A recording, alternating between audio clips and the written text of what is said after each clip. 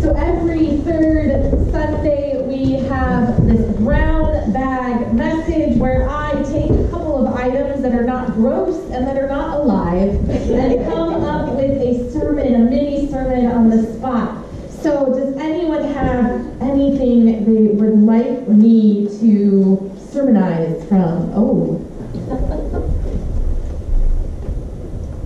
Okay, a roulette wheel from Vegas. I usually take 3 items. All right, we got a pair of glasses. There's room for one more. I need the glasses. Ooh, do I get to keep this? No. Oh. It's a ticket to the hockey game for the Seattle Thunderbirds. Oh, you guys are the worst. Roulette and ticket and glasses. Okay, actually this is not that bad. So sometimes life in all of its wonderful, magical, terrible ways that it is can feel a little like a game of roulette. You spin the wheel and you hope and you pray that it lands on your number. Or sometimes you spin the wheel and you hope and you pray that it does not land on your number. But either way, it feels like a game of chance. Like no matter how hard you try or no matter how much you work, it still just feels like you can't ever get the thing to land where you want it to. Sometimes life can feel also like your ticket has come up. And if you know about waiting for tickets, they don't do it as much in the grocery store, but I remember as a kid when you go to the butcher and you have to get the ticket with your number and wait for your number to be called. And in that instance, that was a good number being called. You got your meat and you got to go home with something yummy.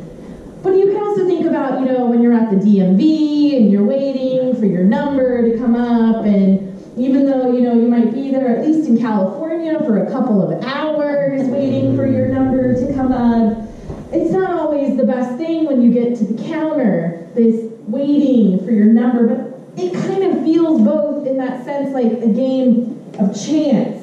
And you need some perspective. They say that hindsight is 20/20. That looking back always gives you that perspective, that ability to think and reason and see things you might not have noticed before.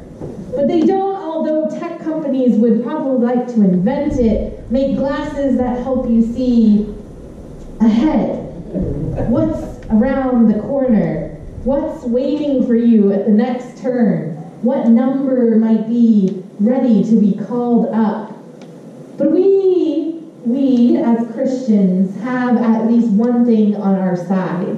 A pair of Holy Spirit glasses, you can say, that goes with us. Regardless of where we find ourselves, regardless of what we're going through, but it is a knowledge that God walks with us.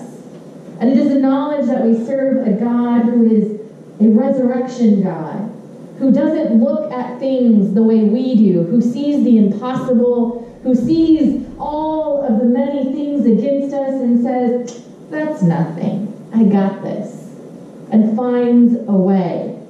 So you may feel like your tickets come up, or maybe you feel like you won this ticket to the Thunderbirds game and get to go.